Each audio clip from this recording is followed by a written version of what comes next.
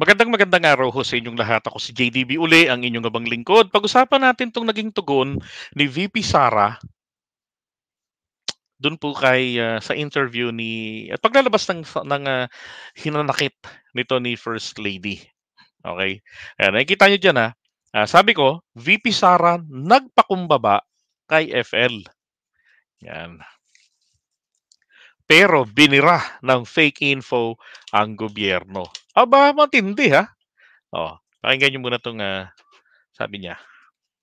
Ayan. Bilang tao, karapatan ni unang ginang Lisa Marcos na makaramdam ng sama ng loob at galit. Oo nga pero dapat 'di ba, dapat nag-iisip ka rin na baka merong masaktan, merong sumama ang loob, 'di ba? Kung hindi man mapipigilan niya ang kabulastugan ng kanyang pamilya, sana kinausap lang din niya si FL na, "Pasensya ka na," o tawagan, 'di ba? Na, "Pasensya ka na, nandun ako narinig ko yung mga atake sa asawa mo but, ah, I'm with you." Naintindihan ko yung mararamdaman mo o yung nararamdaman mo. Kaya ako tumawag, kasi alam kong masakit alam kong naka-monitor kayo. Dapat gano'n, hindi niya ginawa, 'di ba? Hindi niya ginawa. Subalit, ang kanyang personal na damdamin ay walang kinalaman sa aking mandato bilang isang opisyal ng pamahalaan. Tama. Upang makausad tayo, iiwan na natin sa isang pribadong pag-uusap sa pagitan lamang namin ni Pangulong Bongbong Marcos Jr. ang mga susunod na hakbang. Mga kaigsuunan, nag-atubang ang ato ang nasod ug dagkong mga problema nga kinahanglang solusyon. Okay, saglit lang muna, madam. 'Di ba? So, yun na-recognize niya yung karapatan, 'di ba? Pero again, wala man lang din pong "Sorry po, naramdaman ninyo 'yan." 'Di ba? Ano yun, sinadya niyo po ba yun?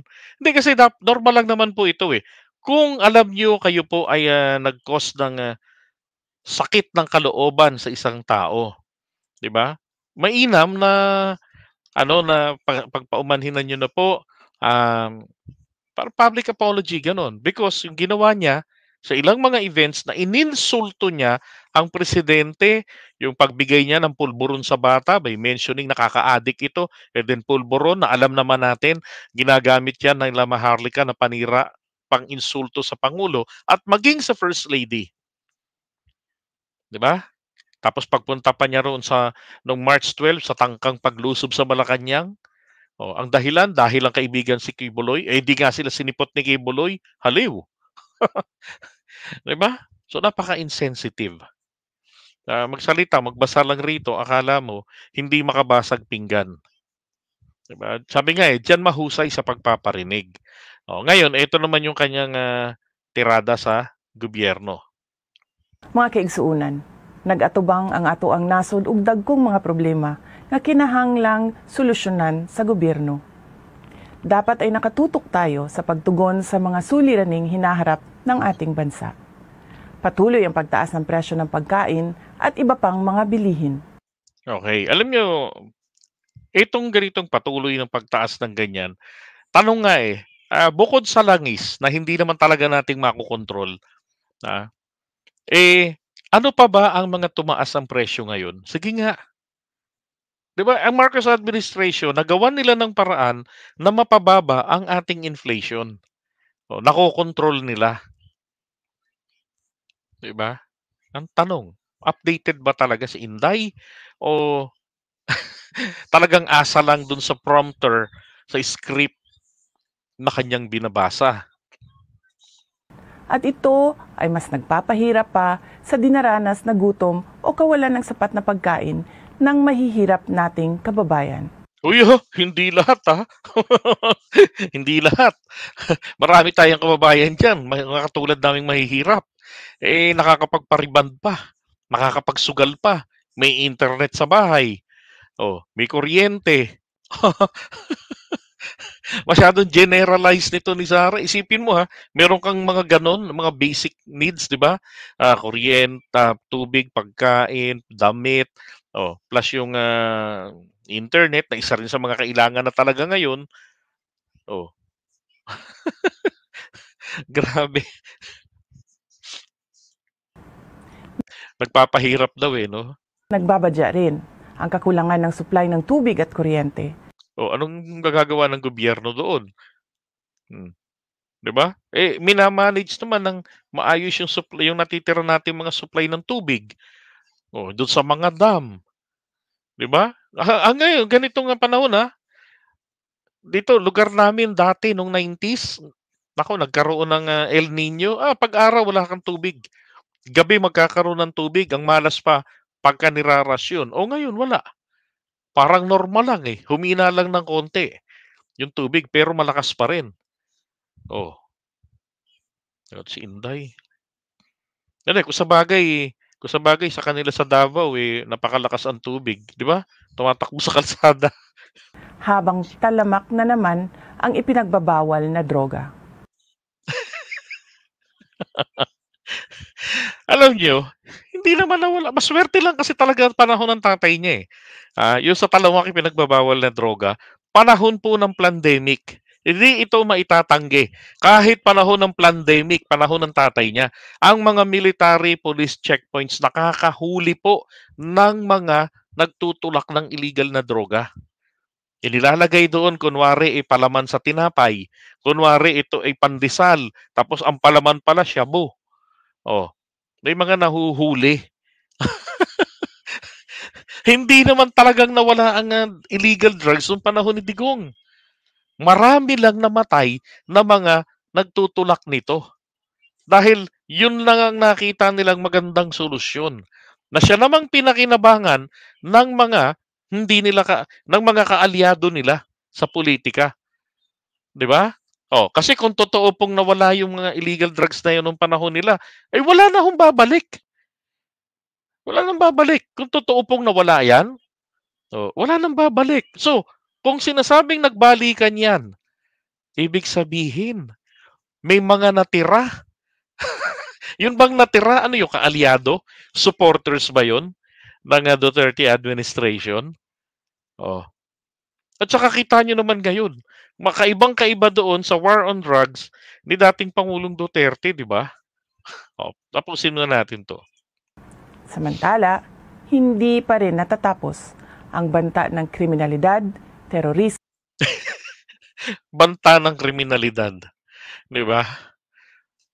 Unang-una, hindi mo naman makokontrol ang takbo ng isipan ng mga tao na gumawa ng krimen eh. Pero hindi naman ito yung katulad ng nababalitaan mo ng panahon na uso yung mga massacre.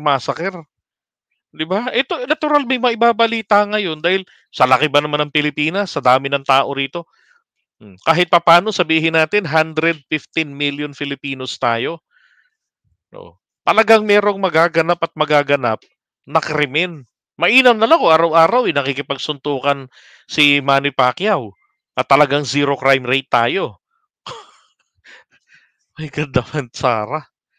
As if naman nung panahon ng tatay mo, walang naganap na krimen. Naalala ko noon, nung supporter pa ako ng tatay niya noon. Ang ibinabandera namin noon, yung galing sa pulisya na compare namin nung panahon ni Pinoy na talaga naman po nung time ng tatay niya ay bumaba. Kasi nga, sino ba naman ang gagawa ng krimen? Wala ka namang makikriminalize sa labas dahil pandemic. Ilang taon din yun. 2 taon mahigit din yung pandemic natin dito, yung mga lockdown natin. At yung strong presence ng mga kapulisan. Oh, sa mga yung mga checkpoints no na ang dami. at insurhensiya sa ating bansa. Yun, ang insurgency. Di ba? Ibig sabihin pala, Inday, in just a short period of time, yung mga nagsisuko noon ay nagbalikan? Ano yun? Bogus ba yung mga sumuko noon? Ay, nako, sa Joseph si Inday. Masyadong late sa mga impormasyon. Kini ang mga butang Aray na ko. angay natong hatagan ug pagtagad. Unahin natin ang Pilipinas. Tapos wala kang pakialam sa West Philippine Sea? Ano pinagsasabi dito? Well, yung binabanggit niya, yung pagtaas po ng presyo ng mga bilihin. Gaya sinabi ko, nagawa ng administrasyon na ito yung tawag dito, yung remedyo na control nila yung inflation rate natin. Bumaba ito para nasa 4 point something na lang. 'Di ba? Bagamat tumaas itong nakaraang buwan, pero hindi naman po katulad nung 8% pataas nung nakaraang nung nakaraang taon, 'di ba? Ngayon, ang sa cost of living, yung presyo, may binanggit pa siya diyan sa presyo ng enerhiya. Well, ang gobyerno naman natin meron naman, 'di ba? Maalala niyo yung sa energy crisis, yung sa 'di ba meron pinuntahan niya ng presidente dati, yung sa Cebu, Negros, Panay, yung 20 kilowatt back project 3 diyan sa Bacolod City, banda kina Takeru Miyamoto. So, ito um, marami pong proyekto din ang NGCP, yung National Grid Corporation, na natenga po, natulog ng matagal. So ngayong panahon po ni PBBM, okay, under this administration, ito ho ay naitutuloy. Oh, 'di ba? Ilan yung mga pinasisinayaan ng presidente na pinupuntahan niya, lalo na diyan sa may parte ng Kabisayaan na kung saan talagang grabe yung nagiging brownout nila. O hindi nga brownout blackout nga eh. No. And then yung pagdating naman po sa problema natin dito sa mataas na presyo ng kuryente, ito hindi naman 'to mareremedyohan ng presidente na ibaba niyo yung presyo. Bakit? Anak ng baka, minana niya rito eh. Privatized ang sektor ng enerhiya eh. Kung di sana na yan pong sektor ng enerhiya, ang National Power Corporation, instead na maging regulator na lamang, 'di ba? Tayo pa mismo, gobyerno pa sana yung nagpapatakbo. Kung yun ang minana ni PBBM, madali na magagawa ng gobyerno na mag-subsidy para mabawasan ang presyo niyan. Ano nangyari diyan? Oh, 'di ba? Yung energy producer na binibilhan nila ng mga kuryente sa spot market, lang sila mismo nagko-connive sa presyo. Nagiging kartel. Ngayon, ano bang magagawa diyan? May kinakailangang remedyohan 'yan ng ating mga senador at kongresista, yung batas para diyan. Yung EPIRA law, ang tagal nang pinapa-revisa yan ni PBBM. 'Di ba? Ano magagawa ng executive department kung yung batas, hindi naman siya pupuwedeng lumihis dun sa kung ano yung batas na umiiral.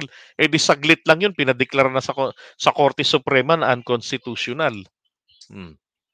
Naiintindihan ba yun ni Attorney Sara Duterte Carpio? Tapos yung criminality, mga kababayan. Naalala ko lang po noong ito yung tuwa kami noon 2017, meron tayong 295,385 na sa record ng kapulisan. Now, nung panahon ng 2022, okay, meron tayong bumaba 207,143. Noong 2023, yan yung kabuuan buong taon, unang-unang taon ng Marcos administration. Meron tayong ano na lang, wala ng 200,000, nasa 198,617, mga ganun. Hindi pa ba yun patunay ng pagbaba? Hindi kasi po nangangahulugan, ninabalitaan ka na kinarni doon, ay grabe, criminality rito, taas, buong Pilipinas na. Rito nga sa lugar namin ang tagal na wala pa ako nababalitaan uli na snatcher. Ang nakikita ko lang dito yung mga Addictus Benedictus na nung panahon ni Daddy Diggs, may pupunta diyan, may dalang sa baba lang ng terrace namin may dalang kaha ng posporo, yung malaki. Ang laman bulak. May pupunta nga yung lubog ang mga panga ng payatot, yung nakahubad, tapos yung salawal, hawak-hawak na lang ng gano'n. Pag binitawan, labas na yung alkansya ng puwet. Mag-aabot ng pera, lukot na lukot. Tapos bubuksan yung kaha ng posporo, bibigyan ng isang bulak. Akala ng mga anak ko, itlog ng gagamba. Tapos nakita nila, sinilip daw, biniak yung bulak. Kinuha yung laman doon, bilog na ganito, gakukong maliit. Sinisilip daw sa liwanag. Hindi ko sila nawala. At ngayon, Yung iba sa kanila nakikita ko gano'n pa rin, may sakit pa nga yung iba, eh. Tahol ng tahol, eh. Hmm, 'di ba? Ay naku, yung, sa droga, nung time ni dating Pangulong Duterte, talamak ang napatay, hindi nawala ang droga. Nakatulong lang ang pandemic para po mahinto kahit papaano o mabawasan yung lakas ng bentahan. Sino nga naman ang makakabiling adiktos walang trabaho? Sino nga namang adiktos ang makapango-hold up? Eh walang pambili, nanginginig na yung mga kalamnan nila. Oh, 'di ba? Yung iba nga nagtago sa mga probinsya, nagrehab kasi hindi na kaya ng katawan nila yung paghahanap dahil talamak na sila. Hmm. Anong naging resulta ng war on drugs ng tatay niya? Ang pangit ng Pilipinas, nakakatakot, puro patayan, 'di ba? Yung mga investors na naglayasan sa China, saan nagpuntahan? Sa hindi nakakatakot na bansa, natural lang. Oh, dito sa Pilipinas, ano, nilaktaw-laktawan lang tayo. Kaibigan pa tayo ng China noon, 'di ba? Eh ngayon, malaki ang mga nahuhuli na ano, ng mga nasa droga. Noong nalala ko, last year, 2023, 27,968 barangays. Deklarado hanggang ngayon po drug-free sila. Hindi narcotics-free sila. 50 provinces, 1,160 municipalities. Aktibo sila na ano sa pagpapatupad po ng anti-drug abuse count yung meron silang ADACS yung Anti-Drug Abuse Council, tinatutupad nila yung paglaban diyan. Ang paglaban ng ginagawa nila is yung prevention and rehabilitation. Yun ang design ni PBBM eh. Hindi katulad nung dati na elimination and after that nagkaroon sila ng evaluation kaya natigil lang halos ang taon yung war on drugs, yung killing. Ang nangyari, ni-reinstate nila kasi dinidemand ng mga tao. Hindi naman nila naisip na ano ang nagiging epekto. Natitigil ba talaga? Eh, alin ba ang mas mainam? Patayin mo yung mga nagbibenta o patayin mo yung daloy ng supply ng illegal drugs? Oh, hindi ba sila dilima nga eh. Pinuri si PBBM sa discarding ganyan na putulin ang supply ng narcotics. Oh. Kasi mas mainam yun eh. Etong mga pusher, ano pang ibibenta nila kung wala ng supply? 'Di ba? Etong mga nagpo-produce na gumagastos ng malaki, paano babalik ang kita nila kung nasasakoti sa kanila? Oh. Tapos etong mga wala nang maibenta, eh di maghahanap ng ibang trabaho. That's the time naman for the government to rehabilitate these people. Eh, mas maganda yung gano'n. Bakit po kasi natin kailangang ipagpatuloy? Sige nga, bakit kailangan nating ipagpatuloy ang war on drugs ni dating Pangulong Duterte na napatunayan ng semplang, sablay. Nung isulong niya po yan, naalala ko lang, marami nang nagsasabi na mismo ang Colombia, ang Mexico, hindi nakatulong sa kanila. Pagkus nauwi lang yan sa maraming patayan at nagkaroon ng international images ang mga bansang ito na nakakatakot na bansa. Na-highlight yung illegal drugs, na-highlight yung epekto nito sa mamamayan, nagkaroon ng generalization na ang mga taong mga Mexicano at yung mga taga-Colombia mga durugista. Hindi naman po pala lahat. 'Di ba? Plus yung failure ng gobyerno, so much effort ang problema, hindi naman naglaho. So itinuloy pa rin. Bakit? Because of the image na gusto nilang protektahan palagi na Dirty Harry, ang style. 'Di ba? Tapos mataas ang trust and approval ratings. Pero yung trust and approval ratings ng bansa natin para mas makapag-invite ng mga dayuhang mga ngalakal dahil ang gobyerno noon walang kakayahang mag-invest. Wala tayong wala tayong kagaya nitong Maharlika Sovereign Wealth Fund na meron tayong pang-invest para makadagdag sa kita ng gobyerno and therefore makabawa sa mga inuutang para sa panustos taon-taon. Tapos nagsagawa pa gobyerno natin ngayon ng meron tayong construction ng 74 inpatient treatment and rehabilitation facilities po. Maraming programa gobyerno. Hindi ba't itong mga DBS na mga supporters nila, anong ginagawa? Pag may nahuli na mga sa illegal drugs, imbis na matuwa, aba, todo panira, todo hanap ng buta, sisiraan nila. 'Di ba? Kaya nga gusto ko lang maniwala na itong mga taong ito, sabi nga ng iba, ang kinikita ng mga to ay galing po sa illegal drugs. 'Di ba? Hmm. Kasi bakit ganun nilang protektahan yung mga nahuhuli? Dahil kung sisiraan nila yung mga nakahuli, anong ibig sabihin nun? They are protecting, 'di ba? The nahuli. Kasi ba't hindi nila atakihin yun? Hindi nila i-research. Sino ba yung mga taong involved dito? Sino ba tong si driver? Sino ba 'to? Ayun ang pinalilitaw nila, pusher drug dealer yung driver, eh. Anak ng puta, driver lang ginawa na nila. Bakit hindi nila i-research sino yung nagpa-drive sa kanya? Pigain yung tao na yan, ipitin ng ipaipit kila Aklang Sasot, kila Mr. Sasot yung itlog niyan, para ikanta niya. Sino yung nag-book para ikaw ang mag-deliver niyan? Oh. At kung talagang hindi ka sangkot sa kanila, ilabas mo ang katibayan na iyan po ay nabook sa'yo at ikaw ang nagkataon na nagde-deliver. Dapat ganun eh.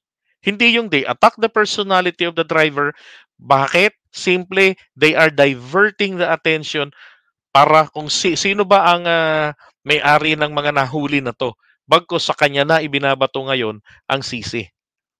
'Di ba? Na siya na yung dealer. Sino daw yung nakatransaksyon? Anak ng putyang investigasyon. Madali ang live, inabot ng halos 4 na oras.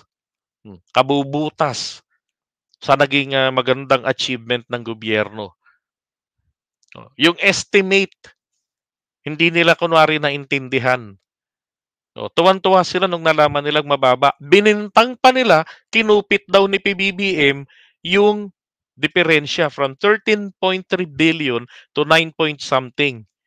Minukbang daw nila ni Abalos. So, di ba namang mga gago talaga? Di ba? Ito namang mga tangang Pilipino, kukonti na nga lang kayo, buti naman. Sabagay, pagka tanga talaga, wala kang magagawa. Palakpakan naman, tuwan-tuwa. Makita mong comments, bangag, bangag, bangag, bangag. Putya, para kayong mga palakang natalsikan ng tubig ulan eh. Sabay-sabay ang kokak eh. 'Di ba? Kahit hindi naiintindihan na hindi po 'yan tubig ulan. Konting wisik lang po 'yan. Hindi 'yan baha. Ay nako. Itong mga alagad nila, maintindihan ng tubo ng utak eh. 'Di ba? Puro misleading yung mga banat. Eto ho, maliwanag lang etong tugon na 'to ni VP Sara, na yung kunwaring pagpapakumbaba kay FL. Maliwanag lang ito. This is a strategy. This is a clear strategy. Kasi kung talagang ang kanya po ay genuine na total ay naging tayong magkaibigan, 'di ba? I apologize. 'Di ba? Hindi man kita natawagan, pero sa harap ng publiko, hindi na alam niyo ang mga peking leader? Ang mga peking leader ganito po 'yan. I-impose nila kung sino sila. Rather than kilalanin sila ng mga tao. Sasabihin nila, ako ay may mandato. 'Di ba? Yung mga superheroes nga, tinatago pa yung identity nila eh. Kahit na malalakas sila eh. Pero yung pong mga peking leader, mga naglider-lideran lang dahil po sa popularity, pero walang kakayanan, ganyan, i-impose nila sarili nila. Wala po itong kinalaman sa aking mandato. Bakit? Anong Wala naman talaga. Wala naman talaga. Sabi nga ni Lane, walang gamot sa katangahan daw. Walang gamot sa tangang tao. Ang kailangan gawin ay tumalon sa balon at mabawasan ang mga tanga sa mundo. Diba? Hindi, pagtatalon sila, dapat may batong rito, yung malaki, yung hindi nila kayang buhatin. Diba? Patulong sila. Para sigurado talagang walang ahunan. From Manoy Bong Orense, hindi nga si Sara Mau tatanggalin ni PBBM. Pero having that issue, it's either kapit sa posisyon na kailangan na mapakinabangan sa mga propaganda or kapalan lang ng mukha. Di ba? No comment. Kaya nakakapagtaka ron, yung mga banat nila. 'Di ba? Alam niyo ba kung sino yung naiisip ko kaagad? The moment that I've seen this, si Harry Roque. Yung mga sinabi niya rito, yan po yung mga pinagsasabi ni Harry Roque. 'Di ba? Harry Roque, ang naririnig ko na nagsasalita ng mga ganyan. Patuloy po na pagtaas sa mga presyo ng mga bilihin. Ah, yung kuryente, yung pagbabalik ng droga, kriminalidad, terorismo at insurgency. Yan, lahat. Kaya nga ako, hindi kaya tinatanong ako kahapon nila Go Philippines eh. Sabi ko, napakinggan ko nga pre. Iniisip ko nga, hindi kaya si ano to, si Harry Roque yung, yung nagsasalita. Hindi, si Sarah naman yung nasa video. Kasi yung tono na, I mean, yung narrative, ah, ano talaga eh, akmang-akmaro sa mga pinagsasabi ni Harry Roque. Well, kung siya yung advisor nito ni Sarah, ay good luck. 'Di ba? Sabi mukha ngang si Harry Tess ang kanyang scriptwriter sa mga sinabi ni Sarah Mau. 'Di ba? Pambihirang buhay ito. Pati ba naman diyan manghihiram pa kayo ng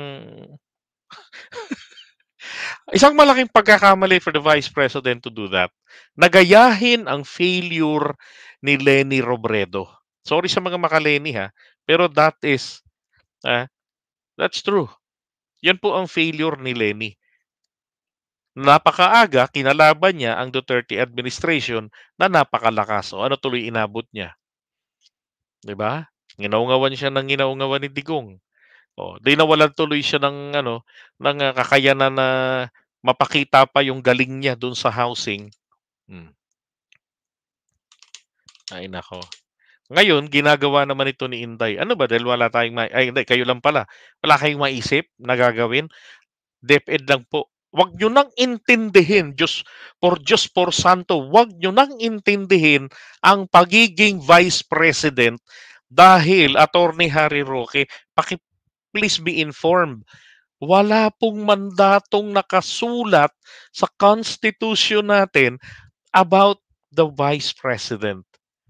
Except, maging madasalin na ang presidente ay maging malakas, araw-araw maging healthy, maging matalino para sa mamamayan.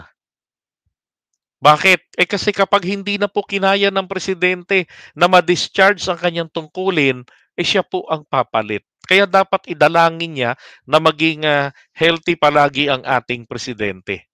Di ba? Yun lang, wala nang iba.